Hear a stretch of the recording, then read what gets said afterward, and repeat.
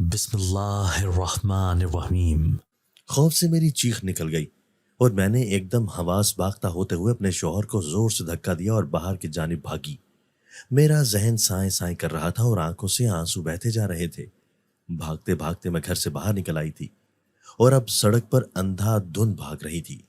मैं तेज तेज भागती जा रही थी क्योंकि मुझे अपनी जान बचानी थी, वो भी अपने ही शौहर से, जिसका असल चेहरा आज मेरे सामने आया था। अगर मैं उसके हाथ लग जाती तो वो शायद मुझे जान से मार देता, और ये सोच आते ही मेरी रफ्तार में इजाफा हुआ था। मुझे अपने पीछे उसकी आवाजें साफ सुनाई दे रही थीं। वो मेरा नाम पुकार कर मुझे रोकने का कह रहा था, मगर मैं रुकती तो जान से जाती। तभी बगैर रुके भागती रही। अभी मैं अंधाधुंध भागी रही थी जब अचानक मेरा सर किसी से टकराया और मैं चीखती हुई उछलकर दूर जा गिरी। ऐसा लगा था जैसे मैं किसी पथरीली सख्त दीवार से टकराई हूं।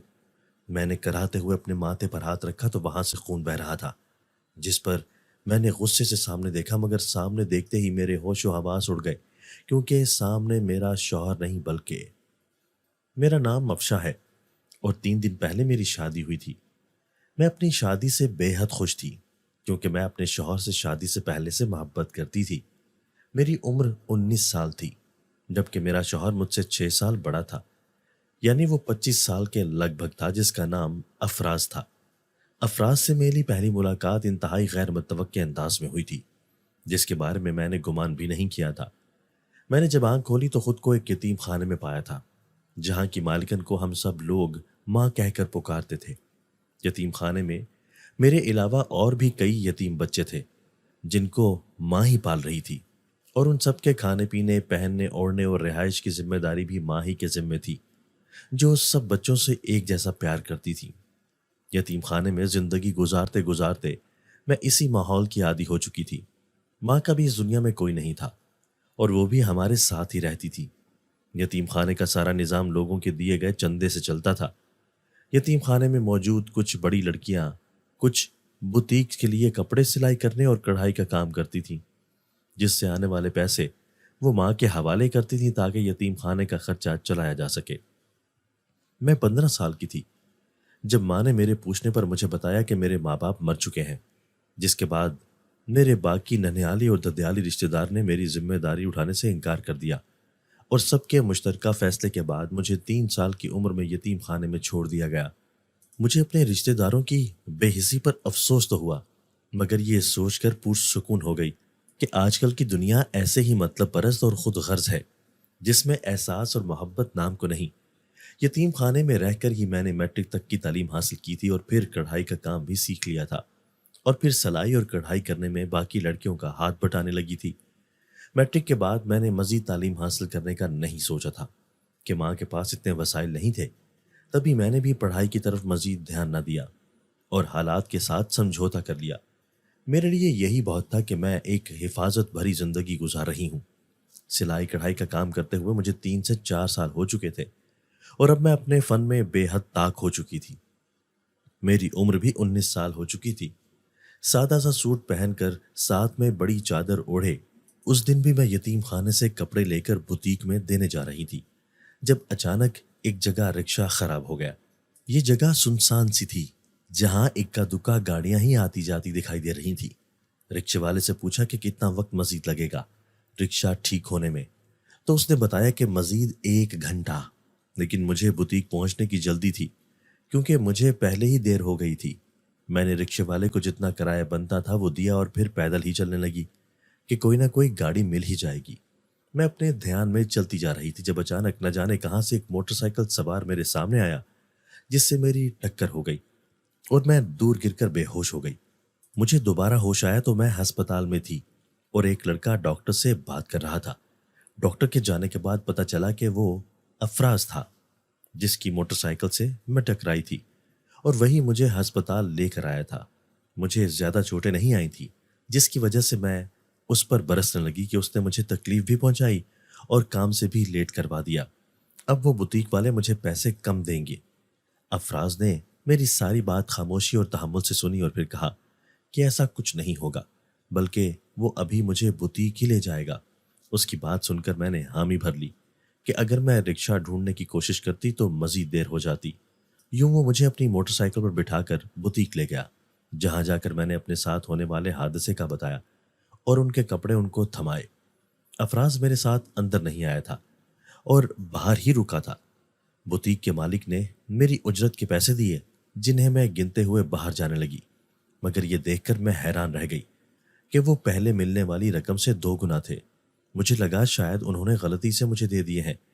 تبھی میں ان کے پیسے واپس کرنے گئی، مگر بوتیک کے مالک نے کہا کہ اب سے تمہیں اتنے ہی پیسے ملیں گے، یہ سب تمہارے ہیں۔ یہ سب سن کر میں خوش ہو گئی اور خوشی خوشی پیسے لے کر واپس آ گئی۔ مجھے کسی سے اپنی خوشی بانٹنی تھی اور مجھے سامنے افراز ہی نظر آیا تھا، جس کو دیکھتے ہی میں چہک کر بتانے لگی تھی کہ مالک نے آج سے میرے پیسے ڈبل کر دیے ہیں، جس پر اس نے مجھے مبارکباد دیتے ہوئے کہا کہ دیکھ لو میں تمہارے لیے کتنا لکی ثابت ہوا ہوں۔ اس نے یوں ہی کہا تھا، مگر مجھے واقعی لگا تھا کہ وہ میرے لیے لکی ثابت ہوا ہے۔ میں نے جواباً اس کا شکریہ ادا کیا تو وہ مجھے یتیم خانے چھوڑنے چلا گیا۔ اس کے بعد جب کبھی میں یتیم خانے سے باہر نکلتی، افراز مجھے ضرور دکھائی دیتا، جو مجھے دیکھ کر خود ہی میرے پاس چلا آتا، مجھ سے ملتا اور میرا حال احوال پوچھتا۔ اب تو مجھے بھی اس کی عادت ہونے لگی تھی، کیونکہ وہ بے حد اچھا تھا اور میری بہت پرواہ کرتا تھا۔ رفتہ رفتہ ہماری کافی اچھی دوستی ہو گئی تھی کہ میں بلا جھجک اس سے ہر بات کر لیتی تھی۔ وہ بے حد اچھا تھا، جو میری بے حد فکر کرتا تھا۔ میں نے اس سے اپنے بارے میں شروع سے لے کر آخر تک سب کچھ بتا دیا تھا، جس پر اس نے میرے ماضی پر افسوس کا اظہار کیا تھا اور اپنے ساتھ کا یقین دلایا تھا کہ وہ ہمیشہ میرے ساتھ ہے۔ اس نے یہ بھی کہا تھا کہ اگر میں چاہوں تو اسے اپنے رشتہ داروں کے بارے میں بتا سکتی ہوں، تاکہ اگر ان کے پاس میری کوئی جائیداد وغیرہ ہو تو وہ مجھے مل سکے، مگر نہ ہی میں اپنے کسی رشتہ دار کے بارے میں جانتی تھی، نہ ہی مجھے جائیداد کا لالچ تھا۔ اور میں یہ بھی جانتی تھی کہ جائیدادوں اور دولت کے لالچ میں لوگوں کے خون بے حد سفید ہو جاتے ہیں، اور میں نہیں چاہتی تھی کہ میری وجہ سے افراز پر کوئی آنچ بھی آئے۔ تبھی میں نے اسے منع کر دیا کہ ایسا کچھ بھی کرنے کی ضرورت نہیں ہے، میں یوں ہی خوش ہوں اور نہیں چاہتی کہ وہ میری وجہ سے کسی بھی مصیبت میں پڑے۔ میری بات سن کر وہ چپ ہو گیا اور پھر اس نے بھی مجھے اپنے بارے میں بتایا کہ وہ اپنے گھر میں اکیلا ہی ہوتا ہے، اس کا کوئی بہن بھائی نہیں تھا، جبکہ ماں باپ مر چکے تھے۔ رشتہ داروں سے اس کی کچھ خاص بنتی نہیں تھی، تبھی نہ وہ کسی سے ملتا تھا، نہ کوئی اس سے ملتا ملاتا تھا۔ وہ ایک جگہ پر کام کرتا تھا جہاں سے ملنے والی تنخواہ سے وہ اپنی ضروریات پوری کرتا تھا۔ افراز کا میری زندگی میں آنا تھا کہ میں جو بہت کم گھوسی تھی اور ہر وقت چپ چپ سی رہتی تھی، اب بے تحاشا خوش رہنے لگی تھی۔ افراز اگر مجھ سے نہ ملتا تو مجھے عجیب سی بے چینی ہونے لگتی تھی، اور اب تو اس نے مجھے موبائل فون بھی لے کر دے دیا تھا، جس سے میں اس سے رابطے میں رہتی تھی۔ آہستہ آہستہ مجھ پر یہ حقیقت کھلنے لگی تھی کہ میں افراز کی صرف عادی نہیں ہو رہی تھی، بلکہ وہ مجھے اچھا بھی لگنے لگا تھا۔ اس حقیقت کا ادراک ہونا تھا کہ میں پریشان ہو گئی کہ وہ مجھے دوست سمجھتا تھا اور میں اس کے بارے میں کیا کیا سوچنے لگی تھی۔ کہاں وہ پڑھا لکھا لڑکا اور کہاں میں یتیم خانے میں پلنے والی میٹرک پاس لڑکی۔ وہ اگر شادی بھی کرے گا تو کسی خاندانی اور اچھی لڑکی سے، جبکہ میرے تو آگے پیچھے بھی کوئی نہیں تھا۔ یہی سوچ کر میں اس سے رابطے کم کرنے لگی، مگر اس کی طرف سے ملنے اور بات کرنے کا اصرار بڑھتا گیا، جس پر میں نے اس کا نمبر بلاک کر کے فون آف کر دیا۔ اسے بلاک کرنے کے بعد 1 ہفتہ گزر گیا تھا اور وہ میرے پیچھے نہیں آیا تھا، جس کی وجہ سے میرے دل کو جو موہوم سی امید تھی وہ بھی ختم ہو گئی تھی کہ میں اس کے لیے اہم ہوں۔ مجھے اپنے لیے کچھ برا لگا تھا، مگر پھر خود کو یہ سوچ کر تسلی دے لی کہ کوئی بات نہیں، جو بھی ہوا۔ مگر افراز کے سامنے میرا بھرم قائم رہا۔ میں نے اپنے دل کو منا لیا تھا کہ افراز میری قسمت میں نہیں تھا، لیکن میرے ہوش تو تب اڑے جب اگلے دن ماں نے بتایا کہ میرا رشتہ آیا ہے، جو کہ افراز نامی ایک لڑکا لایا ہے اور وہ مجھ سے شادی کرنا چاہتا ہے۔ اس کے منہ سے ساری بات سن کر میں خوشی سے چیخنے لگی تھی، اور اسی خوشی سے ماں کو سب کچھ بتا دیا تھا، اور پھر میری رضامندی جان کر انہوں نے افراز کو ہاں کہہ دی اور یوں نکاح کی تاریخ رکھ دی گئی۔ میں نے افراز کا نمبر ان بلاک کر دیا تھا اور پھر سے اس سے بات ہونے لگی تھی، مگر اس نے مجھ سے نہ کچھ پوچھا تھا نہ ہی کوئی شکوہ کیا تھا، بلکہ وہ نارمل تھا۔ اور پھر مقررہ تاریخ کو میرا افراز کے ساتھ نکاح ہو گیا، اور یوں میں رخصتی کر کے اس کے ساتھ اس کے گھر میں آ گئی، جو زیادہ بڑا نہیں تھا۔ گھر میں 2 کمرے، 1 بیٹھک، 1 کچن اور باقی ہال تھا۔ پورا گھر بند انداز میں بنا ہوا تھا، اسی لیے صحن موجود نہیں تھا۔ دونوں کمروں اور بیٹھک میں اٹیچ باتھ روم تھا۔ پورے گھر میں سنگ مرمر لگا ہوا تھا، جس کی وجہ سے پورا گھر عجیب ہی بہار دیتا تھا۔ جبکہ میں نے سوچا نہیں تھا کہ افراز کا گھر اتنا خوبصورت ہوگا، لیکن سچ تو یہ تھا کہ میں نے ایسا گھر صرف خوابوں میں ہی دیکھا تھا، اور حقیقت میں اپنا ایسا گھر دیکھ کر میں بے حد خوش ہو گئی تھی۔ رات کو میں اپنے کمرے میں افراز کا انتظار کر رہی تھی، جب اچانک افراز پریشانی کے عالم میں میرے پاس آیا۔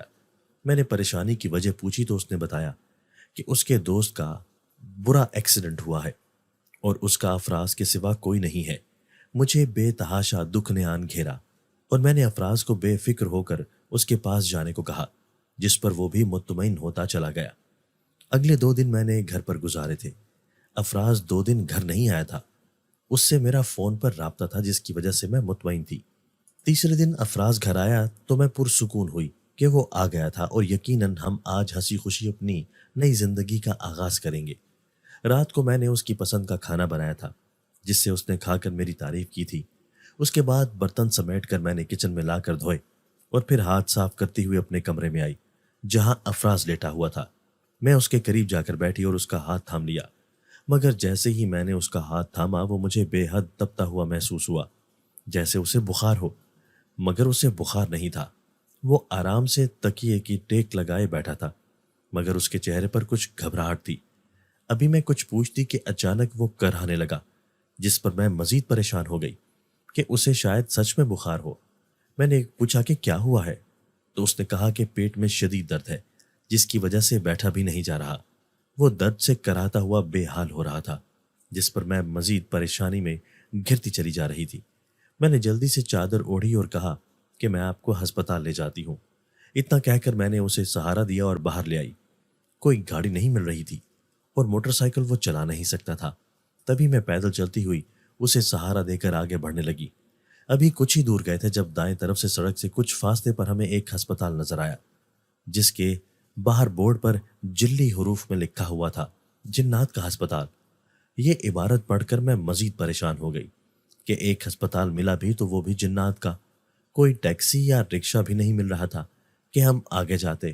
تبھی میں نے فیصلہ کیا کہ ہم اسی ہسپتال میں جائیں گے تاکہ میرے شوہر کو یہاں سے دوائی مل جائے اور پیٹ کا درد ٹھیک ہو جائے۔ اور یہ بھی ضروری نہیں تھا کہ جنات کا ہی ہسپتال ہو سکتا ہے۔ جان بوجھ کر جنات کا ہسپتال لکھا ہو۔ ہر طرف رات کا گہرا اندھیرا چھایا ہوا تھا، جبکہ کسی کے آس پاس نہ ہونے کی وجہ سے ایک وحشتناک سا سناٹا تھا جو ہر سو چھایا میرے خوف میں اضافہ کر گیا تھا، مگر میرے پاس سوچنے کا وقت نہیں تھا۔ تبھی میں افراز کو لے کر تیزی سے اس ہسپتال کی طرف بڑھی۔ ہسپتال کا کالا بڑا سا گیٹ پہلے سے کھلا ہوا تھا، جس سے میں اپنے شوہر کو لے کر اندر آئی، مگر مجھے کہیں بھی کوئی نظر نہیں آ رہا تھا۔ قدموں کی آہٹ اور کچھ لوگوں کا شور مسلسل مجھے سنائی دے رہا تھا، مگر وہاں کسی ایک بھی وجود کو نہ پا کر مجھے تعجب ہوا تھا۔ افراز کا وقتاً فوقتاً کراہنا جاری تھا جو مجھ سے دیکھا نہیں جا رہا تھا۔ میں ریسیپشن کی طرف بڑھی جہاں کوئی نہیں تھا۔ میں نے ڈیسک کو نوک کیا اور پوچھا کوئی ہے، جس پر آگے سے آواز آئی کیا چاہیے۔ سامنے کوئی نہیں تھا، مگر ایک بھاری سی آواز نے مجھے جواب دیا تھا، جس پر میں خوف سے لڑکھڑائی کہ افراز نے مجھے سنبھالا۔ میں نے لرزتے لہجے میں کہا کہ میرے شوہر کے پیٹ میں درد ہے، ان کا علاج کروانا ہے۔ اس نے بتایا تو اگلے ہی پل کھٹک سے ایک پیپر مجھے ڈیسک پر نظر آیا، جو کہاں سے نمودار ہوا تھا مجھے علم نہیں تھا، لیکن مجھے مزید خوف نے آن گھیرا تھا۔ میں نے کپ کپاتے ہاتھوں سے وہ پرچہ اٹھایا اور اسے اپنے سامنے کیا، جس پر کسی ڈاکٹر کا نام اور نیچے منزل نمبر اور کمرہ نمبر لکھا ہوا تھا۔ میں نے کراہتے ہوئے افراز کو سہارا دیا اور اس سے لفٹ کے ذریعے تیسری منزل پر چلی آئی۔ وہاں میرے کانوں میں مسلسل قدموں کی آہٹیں اور کئی مختلف آوازیں گونج رہی تھیں، جو مجھے ہسپتال میں کسی اور کی موجودگی کا بھی احساس دلا رہی تھی، مگر آنکھوں کے سامنے کوئی نہیں تھا۔ پورا ہسپتال خالی تھا اور صرف ڈھیر سارے کمرے اور دوائیوں کی بو تھی جو وہاں چھائی ہوئی تھی۔ میں افراز کے ساتھ اسے سہارا دیے متعلقہ کمرے میں آئی اور دروازہ کھول کر اندر داخل ہونے لگی، جب اچانک میرا بازو کسی نے تھام کر روکا اور کہا کہ ذرا صبر کرو بی بی، اندر پہلے سے مریض موجود ہے۔ وہ نادیدہ جو چپ ہو گیا تھا، جبکہ میں سہم کر افراز کے ساتھ کرسی پر بیٹھ چکی تھی۔ میں خوف زدہ تھی، مگر افراز کے چہرے پر خوف کا شائبہ تک نہیں تھا، بس تکلیف کے تاثرات تھے جو اس کے چہرے پر چھائے ہوئے تھے۔ کچھ دیر بعد چرر کی آواز سناٹے میں گونجی اور دروازہ کھل کر بند ہوا۔ میں افراز کے ساتھ باہر ہی بیٹھی تھی کہ تبھی اسی نادیدہ پہرے دار نے کہا، بی بی تمہارے مریض کی باری آ گئی ہے، مگر تم اندر نہیں جا سکتی، اندر صرف مریض جا سکتا ہے۔ اس نادیدہ پہرے دار کی بات سن کر میں نے سر ہلایا اور پھر افراز کو اندر بھیج کر خود باہر انتظار کرنے لگی۔ مجھے شدید خوف محسوس ہو رہا تھا کہ جنات کے ہسپتال میں مجھے کوئی جن نقصان نہ پہنچا دے، مگر ابھی تک ایسا کچھ نہیں ہوا تھا، جس پر مجھے کچھ سکون تھا، مگر خدشات کے سبب بے چینی بھی حد سے زیادہ تھی۔ کمرے سے اچانک الٹی کرنے اور کھانسنے کی آواز آنے لگی، جس پر میں گھبرا گئی کیونکہ آواز افراز کی تھی۔ میں پریشان ہوتی اپنی جگہ سے اٹھ کھڑی ہوئی اور کمرے میں داخل ہونے لگی۔ ابھی میں نے دروازے کے ہینڈل پر ہاتھ رکھا ہی تھا جب اچانک میرے جسم کو ایک زوردار تکلیف دہ جھٹکا سا لگا اور میں اچھل کر پیچھے پڑی کرسی پر جا گری۔ تکلیف سے میرا برا حال تھا۔ ابھی میں کرا ہی رہی تھی کہ اچانک ایک گرجدار آواز سن کر اچھل پڑی، جو اسی نادیدہ پہرے دار کی تھی، جو غصے سے کہہ رہا تھا کہ منع کیا تھا نا اندر جانے سے، اب سکون سے یہیں بیٹھو۔ میں نے تیزی سے سر ہلا دیا اور وہیں بیٹھ کر انتظار کرنے لگی تھی۔ کچھ ہی دیر بعد چرر کی آواز کے ساتھ پھر سے دروازہ کھلا اور افراز اندر سے باہر آیا، جو کچھ نڈھال سا تھا مگر بالکل ٹھیک تھا۔ میں نے سکون کا سانس لیا اور پھر اس کے ساتھ ہسپتال سے باہر آ گئی اور اس کی طبیعت کا پوچھا، جس پر اس نے بتایا کہ وہ ٹھیک ہے۔ اس کے ہاتھ میں دوائیوں والا شاپر تھا، جس میں موٹی موٹی گولیاں تھیں، اور ایسی گولیاں میں نے زندگی میں پہلی بار دیکھی تھی۔ افراز اب ٹھیک تھا تو میری ساری فکر ختم ہو گئی تھی۔ ہم آرام سے گھر پہنچ گئے تھے۔ افراز بیڈ پر لیٹ گیا اور آرام کرنے لگا۔ اس وقت رات کے 10 بج رہے تھے۔ میں نے افراز سے اس بات پر حیرت کا اظہار کیا کہ ہم انسان ہیں اور جنات کے ہسپتال جا کر نہ صرف دوائی لے آئے ہیں بلکہ زندہ صحیح سلامت واپس بھی لوٹ آئے ہیں، اور یہی نہیں بلکہ ان جنات نے اپنے ہسپتال میں ہم انسانوں کا علاج بھی کر دیا، وہ بھی بنا کسی بھی قسم کے انکار یا تردد کے۔ افراز نے کہا، ہو سکتا ہے وہ اچھے جن ہوں، جن کا کام صرف دوسروں کا علاج کرنا اور مدد کرنا ہو، کہ انسان یا جن کی کسوٹی رکھ کر نقصان پہنچانا۔ افراز کی بات سن کر میں نے سر ہلا دیا کہ یہی بات ہو سکتی ہے، ورنہ میں نے سنا تھا کہ جنات بہت خطرناک ہوتے ہیں۔ میں ابھی اسی بارے میں سوچ رہی تھی کہ افراز نے کہا کہ اب سو جاؤ، کافی رات ہو گئی ہے۔ اتنا کہہ کر وہ خود بھی کربٹ بدل کر سو گیا تھا، جس پر میں بھی ایک نظر اس پر ڈال کر سونے کے لیے لیٹ گئی۔ کچھ تھکن اور پریشانی کی وجہ سے میرے اعصاب بے حد بوجھل سے تھے۔ یہی وجہ تھی کہ مجھے بے حد نیند آ رہی تھی، مگر تبھی مجھے یاد آیا کہ جنات کے ہسپتال سے آنے کے بعد افراز نے دوائی نہیں کھائی تھی۔ تبھی میں نے جلدی سے کچن میں جا کر تیزی سے دودھ گرم کیا اور اسے گلاس میں ڈال کر اپنے کمرے کی جانب بڑھی، جہاں میرا شوہر موجود تھا۔ اس کے پیٹ میں درد تھا مگر علاج سے وہ کچھ ٹھیک ہو گیا تھا۔ تبھی میں اس کے لیے دودھ گرم لے کر آئی تھی تاکہ وہ دوائی کھا لے۔ میں گلاس ہاتھ میں تھامے کمرے میں داخل ہوئی تو دیکھا کہ شوہر پرسکون اور کافی گہری نیند سو چکا تھا۔ میں نے دودھ کا گلاس سائڈ ٹیبل پر ڈھک کر رکھ دیا اور اس کی نیند میں خلل ڈالنا مناسب نہیں سمجھا کہ کچھ دیر پہلے وہ درد سے نڈھال تھا، اب اگر اس کی نیند میں خلل پڑا تو کہیں اس کی نیند نہ اجڑ جائے۔ میں نے سوچا اور پھر ایک نظر اپنے شوہر پر ڈال کر میں خود بھی سونے کے لیے لیٹ گئی کہ میں بھی سارے دن کی تھکی ہوئی تھی۔ رات کا نہ جانے کون سا وقت تھا جب کسی عجیب سے احساس سے میری آنکھ کھلی۔ میرے کانوں میں چٹخ چٹخ کرنے کی آوازیں سنائی دے رہی تھی، جیسے کوئی چیز ٹوٹ رہی ہو یا کوئی کچھ کھا رہا ہو۔ میں نے اپنی دائیں جانب دیکھا جہاں میرا شوہر سویا ہوا تھا، مگر جیسے ہی شوہر پر نظر پڑی میرا دل دھک سے رہ گیا کیونکہ میرا شوہر وہاں موجود ہی نہیں تھا۔ پھر میری نگاہ سائڈ ٹیبل پر پڑی جہاں آدھی گولیاں غائب تھیں اور دودھ کا گلاس خالی تھا۔ شاید افراز نے دوائی کھا لی تھی مگر وہ خود غائب تھا۔ میں پریشانی سے ایک جھٹکے سے اٹھ کر بیٹھی، لیکن بیٹھتے ہی میری نظر کھڑکی پر پڑی جس کے قریب کوئی کھڑا تھا، مگر اسے دیکھ کر میری جان میں جان آئی کیونکہ وہ میرا شوہر ہی تھا۔ اس کی میری طرف پشت تھی مگر میں اسے اس کے کپڑوں سے پہچان چکی تھی جو میرے شوہر نے سونے سے پہلے پہنے ہوئے تھے۔ میں اپنی جگہ سے اٹھ کر اس کی طرف بڑھی تو اس کے قریب جاتے ہی مجھے چپٹ چپٹ کی آواز مزید واضح سنائی دینے لگی تھی۔ میں نے پوچھا کہ کیا ہوا، آپ جاگ کیوں گئے؟ میری بات سن کر وہ کھانے کی آواز بند ہو گئی مگر میرا شوہر میری طرف پلٹا نہیں۔ مجھے کچھ عجیب سا احساس ہوا کیونکہ اس کے قریب ہونے کی وجہ سے عجیب سی حدت مجھے محسوس ہو رہی تھی، جس کی وجہ سے میرا وجود بھی تپنے لگا تھا۔ میں نے ایک بار پھر اسے آواز دی مگر میرا شوہر میری طرف نہیں پلٹا، تو میں نے اسے بازو سے تھام کر ایک جھٹکے سے اس کا رخ اپنی طرف کیا، مگر جیسے ہی اس کا رخ میری طرف ہوا میرے قدموں تلے سے زمین نکل گئی، کیونکہ سامنے میرا شوہر نہیں بلکہ کوئی بھیانک سا جن کھڑا تھا، جس کے دو لمبے لمبے سینگ کمان کی طرح اٹھے ہوئے تھے اور بڑی بڑی نیلی آنکھیں، کھردرا چہرہ اور لمبے نوکیلے دانتوں والا یہ جن بالکل افراز کی طرح کا تھا۔ فرق صرف یہ تھا کہ افراز کا رنگ گورا تھا، جبکہ اس جن کا رنگ گہرا کالا تھا، جبکہ آنکھوں کا رنگ بھی افراز سے مختلف تھا۔ باقی نین نقوش افراز کی طرح ہی کے تھے، جس کا مطلب تھا کہ یہ افراز ہی تھا جس کا بھیانک روپ میرا دل دہلا گیا تھا۔ اور اب مجھے سمجھ آیا تھا کہ افراز ایک جن تھا، تبھی وہ میرے قریب نہیں آتا تھا اور میرے ساتھ بیٹھ کر کھانا بھی کم کھاتا تھا، کیونکہ جنات عام انسانوں والا کھانا نہیں کھاتے۔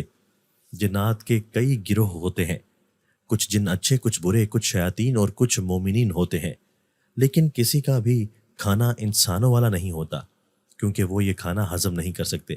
شیاطین جنات کا کھانا ہڈی ہوتی ہے، اور ہڈی جس پر خدا اور اس کے آخری رسول کا ذکر نہ کیا گیا ہو، جبکہ مومنین جنات کا کھانا وہ ہڈی ہوتی ہے جس پر خدا اور اس کے رسول کا ذکر کیا گیا ہو۔ تبھی آج جب میں نے زبردستی افراز کو کھانا کھلایا تو اس کا پیٹ خراب ہو گیا، اور ہم جنات کے ہسپتال گئے تو اس کا پیٹ بالکل ٹھیک ہو گیا۔ وہ ایک جن تھا، تبھی جنات نے اسے کچھ بھی نہیں کہا تھا، اور ہم جنات کے ہسپتال سے زندہ سلامت واپس لوٹ آئے تھے۔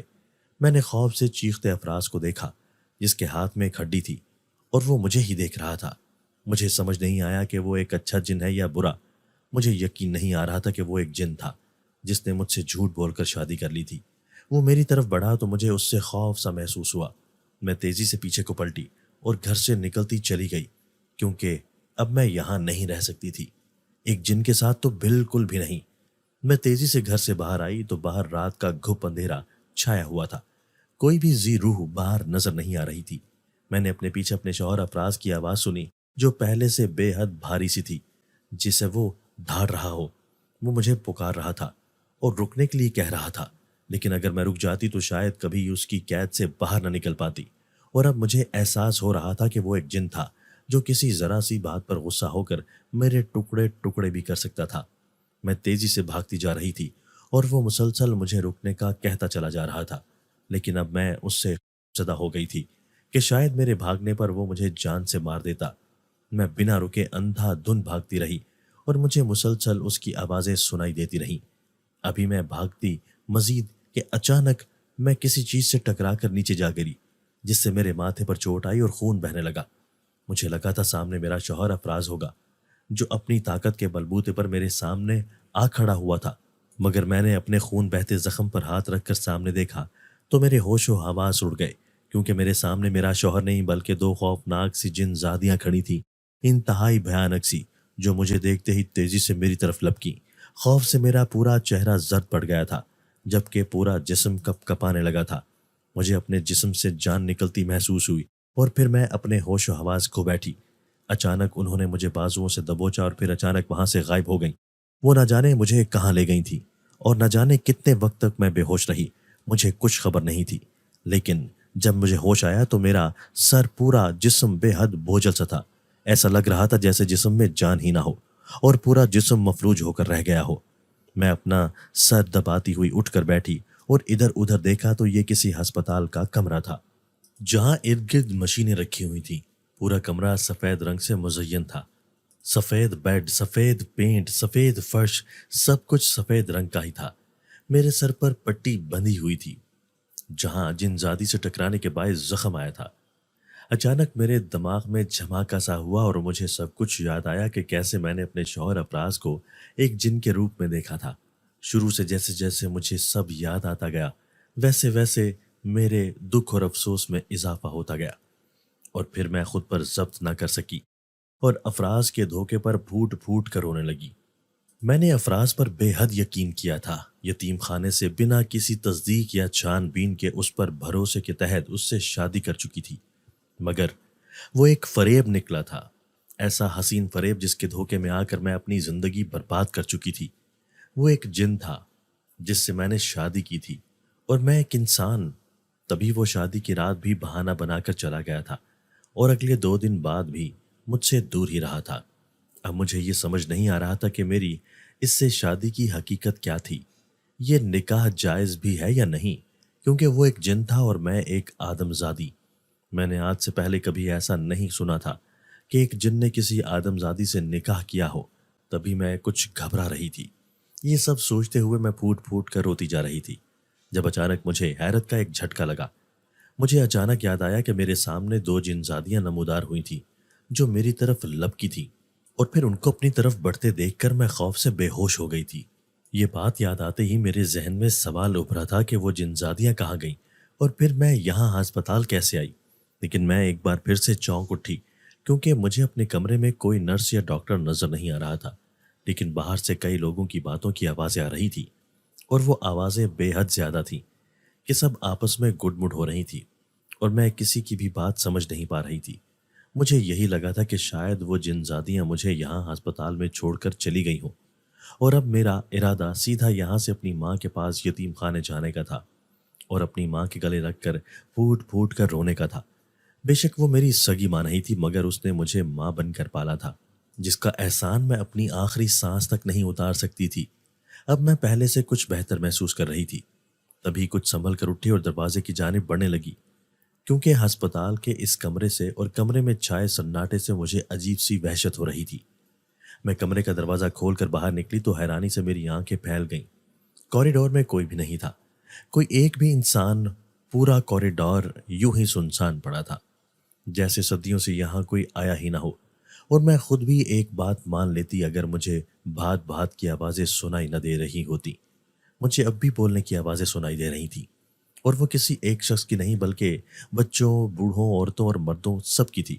اگر مجھے یہ سب آوازیں نہ آتی تو میں یہ مان لیتی کہ اس ہسپتال میں میرے سوا کوئی بھی نہیں ہے، مگر سچ تو یہ تھا کہ اس ہسپتال میں میرے علاوہ سینکڑوں کی تعداد میں مریض تھے جو میری نظر سے اوجھل تھے، اور وہ سب میری نظروں سے اوجھل اس لیے تھے کیونکہ وہ سب کے سب جنات تھے جن کو میں اپنی مرضی سے دیکھ نہیں سکتی تھی۔ اور شاید نہیں، یقیناً یہ وہی جنات کا ہسپتال تھا جہاں میں اپنے شوہر افراز کو لائی تھی اس کے پیٹ درد کا علاج کروانے کے لیے، اور وہ یہاں ٹھیک بھی ہو گیا تھا۔ لیکن تبھی مجھ پر یہ حقیقت کھلی کہ وہ ایک جن تھا۔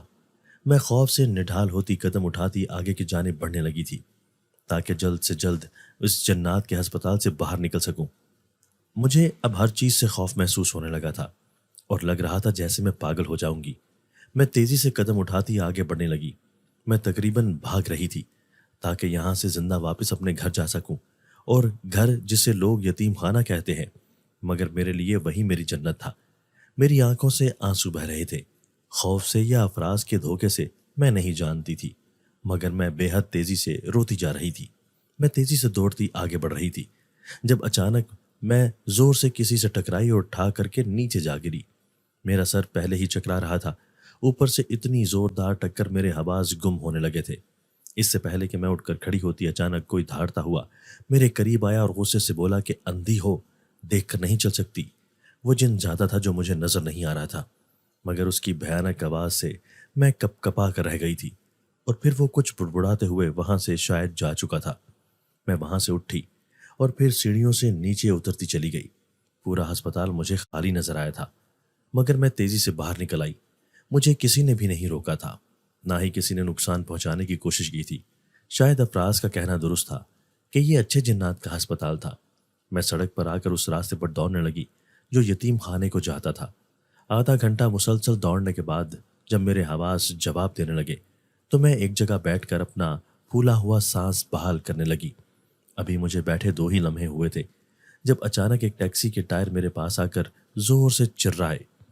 ان کی اچانک ابھرتی آواز سے میں خوف سے اچھلتی اور چیختی ہوئی پیچھے جا گری۔ میں روتے ہوئے ابھی اٹھنے کی کوشش میں تھی جب رکشے کا ڈرائیور اتر کر میرے پاس آیا اور کہنے لگا کیا ہوا؟ جس پر میں نے غور سے اسے دیکھا وہ انسان ہی تھا، جس پر مجھے سکون بھی محسوس ہوا اور اپنی حالت پر ہنسی بھی آئی کہ اب میں ہر کسی کو جن سمجھنے لگی ہوں، مگر اس میں میرا بھی قصور نہیں تھا۔ جو کچھ میرے ساتھ ہو چکا تھا وہ کسی کے ساتھ بھی ہوتا تو وہ یہی سمجھتا۔ میں نے کہا کچھ نہیں ہوا، پیر پھسل گیا تھا۔ میری بات سن کر اس نے مجھے رکشے میں بیٹھنے کا اشارہ کیا تو میں اندر بیٹھ گئی اور اسے یتیم خانے کا پتہ بتا دیا، جس کے بعد آدھے گھنٹے میں اس نے مجھے یتیم خانے پہنچا دیا۔ میرے پاس کرایہ دینے کے پیسے نہیں تھے، تبھی میں نے اسے یہیں رکنے کا کہا اور اندر جا کر دروازہ کھٹکھٹایا۔ جلد ہی ماں باہر آئی تو مجھے دیکھ کر حیران رہ گئی۔ میں نے ماں کو رکشے والے کو کرایہ دینے کا کہا تو وہ سر ہلاتی کرایہ دینے چلی گئی۔ تب تک میں اندر چلی گئی تھی۔ کچھ دیر بعد ماں بھی دروازہ بند کر کے اندر آ گئی تو میں ضبط کھو کر ماں کے گلے لگ کر پھوٹ پھوٹ کر رونے لگی، جس پر وہ مزید پریشان ہو گئی۔ بتاؤ تو صحیح کہ ہوا کیا ہے؟ یوں پاگلوں کی طرح کیوں روتی جا رہی ہو؟ اور اتنی آدھی رات کو اکیلی کیوں آئی ہو؟ افراز کیوں نہیں آیا تمہارے ساتھ؟ ماں نے ایک ہی سانس میں ڈھیروں سوالات پوچھ لیے تھے کہ وہ بھی پریشان ہو گئی تھی کہ آخر کو ایک ماں ہی اپنی اولاد کی سچی فکر کرتی ہے۔ میں کچھ دیر ماں کے گلے لگ کر روتی رہی اور جب دل کچھ ہلکا ہوا تو آنسو پہنچتی ہوئی ماں سے الگ ہوئی۔ میرے ساتھ دھوکا ہو گیا ماں۔ افراز نے دھوکا دے کر مجھ سے شادی کی۔ وہ انسان نہیں، ایک جن ہے، اور اس نے مجھے محبت کا فریب دے کر مجھ سے شادی کی۔ میں نے روتے ہوئے بتایا تو میری ماں یہ سب سن کر حیران رہ گئی۔ اس کے ساتھ ہی میں نے اپنے شوہر افراز کا پیٹ خراب ہونے سے لے کر جنات کے ہسپتال جانے اور پھر وہاں سے واپس آنے کے بعد افراز کا اصلی روپ دیکھنے کے بعد تک کی ساری بات اپنی ماں کو بتا دی۔ اور ساری بات سن کر میری ماں اپنی جگہ ششدر سی رہ گئی تھی، کیونکہ ان کو میری بات کا یقین نہیں آیا تھا، مگر سچ وہی تھا جو میں اپنی آنکھوں سے دیکھ چکی تھی، اور اس سچ کو جھٹلایا نہیں جا سکتا تھا۔ میں نے کچھ یاد آنے پر اپنی ماں سے پوچھا کہ اب اس کے نکاح کی کیا حیثیت ہوگی؟ کیا وہ سچ میں میرا شوہر ہے یا یہ نکاح باطل ہے؟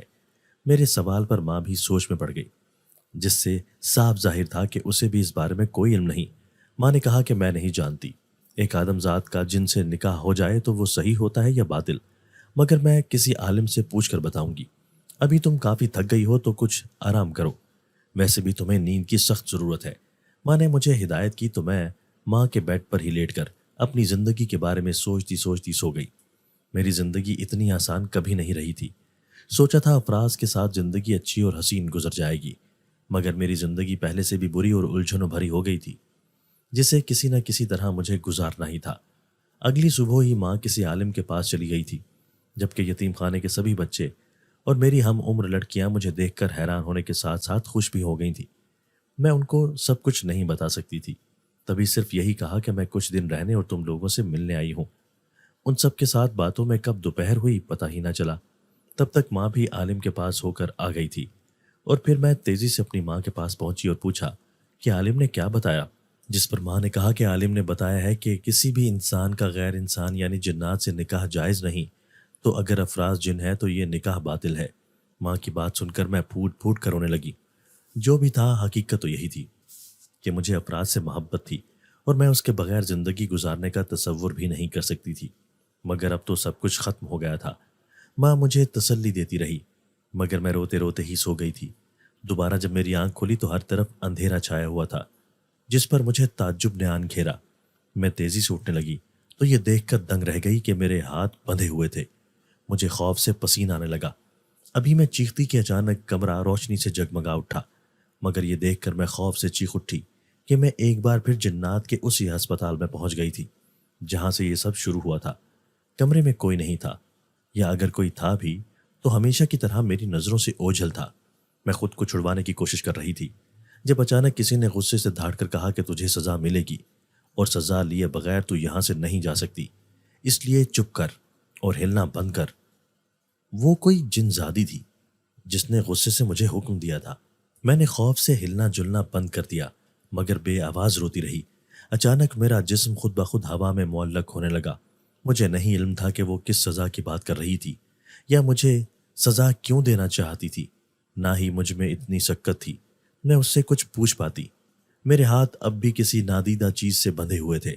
اچانک میرا جسم سیدھا کھڑا ہو گیا اور پھر یوں ہی ہوا میں معلق باہر کی جانب بڑھنے لگا۔ باہر کوریڈور سے گزرتے ہوئے مجھے ایسے لگ رہا تھا جیسے میں کوئی قیدی ہوں۔ مجھے نادیدہ جنات کی بڑبڑاہٹ سنائی دے رہی تھی جو مجھ پر تبصرے کر رہے تھے کہ یہ کون ہے، اسے باندھا کیوں ہے، اسے کہاں لے جایا جا رہا ہے، یہ تو انسان لگتی ہے۔ میں اپنی زبان کو حرکت دے سکتی تو ضرور سب پر غصہ نکالتی، مگر میں چاہ کر بھی ایسا نہ کر سکی۔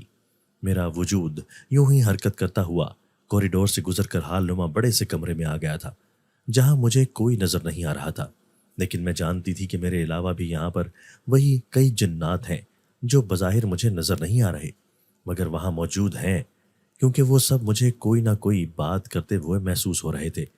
اچانک مجھے لگا جیسے کوئی میرے قریب آ کر رکا ہے۔ پھر اس نے مجھ سے پوچھا کہ تم ایک انسان ہو؟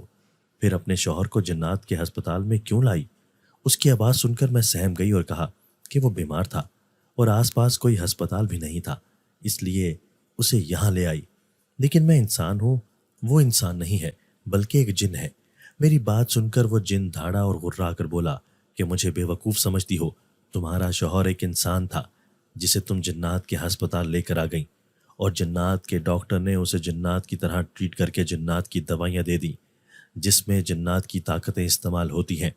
وہ دوائیاں جنات کے لیے مخصوص ہوتی ہیں، مگر تمہاری بے وقوفی اور غلطی کی وجہ سے اسے جنات کا انجیکشن لگا دیا گیا اور اس نے جنات کی دوائیاں بھی کھا لیں، جس سے اس کے جسم میں تغیرات ہونے لگے اور وہ جن کا روپ لینے لگا۔ ایک جن جنات کی نسل سے ہی پیدا ہوتا ہے، کوئی عام انسان جن نہیں بن سکتا۔ اگر اس کا حلیہ بدل بھی گیا تو وہ عام انسان ہی رہے گا، اس کے پاس کوئی طاقت نہیں ہوگی اور نہ ہی ہم جنات اسے قبول کریں گے۔ غلطی تم نے کی ہے تو سزا بھی تمہیں ہی ملے گی۔ اس نادیدہ بھیانک جن کی ساری بات سن کر میں اپنی جگہ ششدر رہ گئی کہ یہ سب ویسا نہیں تھا جیسا میں نے سوچا تھا۔ مجھے افراز کی پکاریں اور چیخیں یاد آئیں جب وہ مجھے روکنے کی کوشش میں ہلکان ہو رہا تھا اور میں نے اس کی ایک بھی بات نہیں سنی تھی۔ وہ شاید مجھے یہی بتانا چاہتا تھا، مگر میں نے خود ہی کڑی سے کڑی ملاتے خود سے سب کچھ فرض کر لیا تھا کہ وہ ایک جن ہے، تبھی وہ ہڈی کھا رہا تھا۔ لیکن وہ ہڈی اپنی بدلتی فطرت کی وجہ سے مجبور ہو کر کھا رہا تھا۔ مجھے خود پر شدید غصہ آیا اور خود بھی محسوس ہوا کہ اب نہ جانے یہ جنات مجھے کیا سزا دیں گے۔ اسے جانے دو، چھوڑ دو اسے۔ اس نے جان بوجھ کر کچھ نہیں کیا، بلکہ غلطی سے یہ مجھے یہاں لے آئی تھی۔ نہ جانے افراز کہاں سے آیا تھا اور اب میرے دفاع میں بول رہا تھا، جس پر میری آنکھوں میں آنسو آ گئے۔ وہ نڈھال سا ویل چیئر پر بیٹھا ہوا تھا اور وہ بے حد خوفناک ہو گیا تھا۔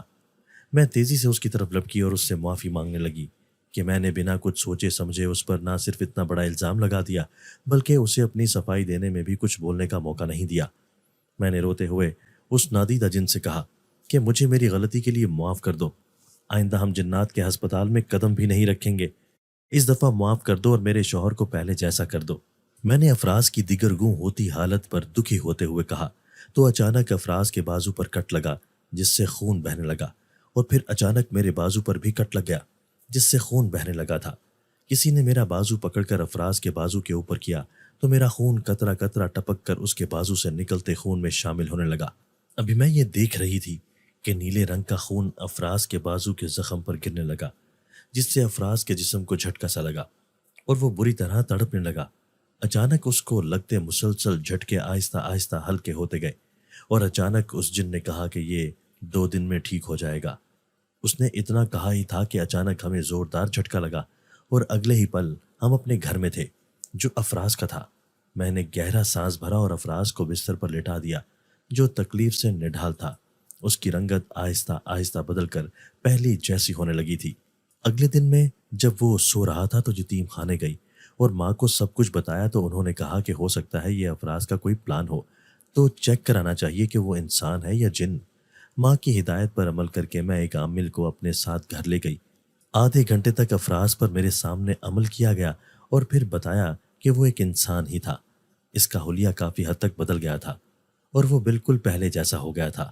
افراز سو رہا تھا، تبھی اس عامل کے آنے اور پھر جانے کا اندازہ نہیں ہوا، نہ ہی میں نے بتانا مناسب خیال کیا۔ میں نے ماں کو بھی فون کر کے سب کچھ بتا دیا، جس پر وہ پرسکون ہو گئی۔ افراز اٹھا تو میں نے ایک بار پھر اس سے معافی مانگی، جس پر اس نے مجھے بڑا دل کر کے معاف کر دیا۔ وہ جنات کا ہسپتال پھر ہمیں کبھی نظر نہیں آیا تھا۔ ہم نے اس واقعے کو بھلانے کی کوشش کی، اپنی نئی زندگی کا آغاز کیا اور آج ہم ہنسی خوشی اپنے 3 بچوں کے ساتھ زندگی گزار رہے ہیں، جس میں کسی قسم کی کوئی پریشانی نہیں ہے۔ دوستو، اگر آپ کو آج کی ہماری یہ ویڈیو پسند آئی ہے تو اسے لائک کیجئے اور اسے اپنے پیاروں کے ساتھ شیئر ضرور کیجئے گا۔ اور ہاں، اگر آپ نے ابھی تک ہمارا چینل سبسکرائب نہیں کیا تو ہمارا چینل سبسکرائب کر دیجئے اور بیل آئیکن بھی پریس کر دیجئے تاکہ ہماری ہر نئی آنے والی ویڈیو آپ کو بر وقت مل سکے۔ اللہ حافظ۔